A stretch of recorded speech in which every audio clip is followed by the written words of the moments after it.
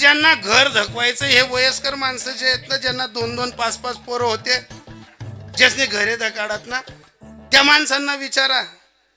त्या माणसं सुनांना बहीण दादा करतात आणि स्वतःच्या पत्नीशी गोड बोलत नाही. मग वेडे आहेत का ते?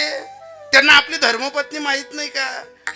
हजारदा माहितीये की आपल्या पत्नीची चूक नाही, या नवीन पोरीसनीच चूक आहे. पण घरातला सासरा पत्नीकडनं कधीच बोलणार नाही, वाचलेच बहीण दादा करी. मग पत्नी संताप करते तेव्हा तुम्ही असाच वागतास, तुम्ही तसाच वागतास. घरातला माणूस फक्त एवढं सांगतो, आता वटवट करू नको. जेव्हा हे सर्वजण बाहेर जातील ना, तेव्हा मी तुझ्याशी बोलतो. मग कुठेतरी मुलं सुना गेल्या का, मग पत्नी तेव्हा संताप करते, तुम्ही तीसनच तोल करतास, तिसले बहीण दादा करतास, मी इथलं दुनियानं राहतं काय जीवना मना नाही देखतास. माणूस स्वतःच्या पत्नीच्या खांद्यावर हात ठेवून सांगतो, अगं तुला कोण म्हणतं ग,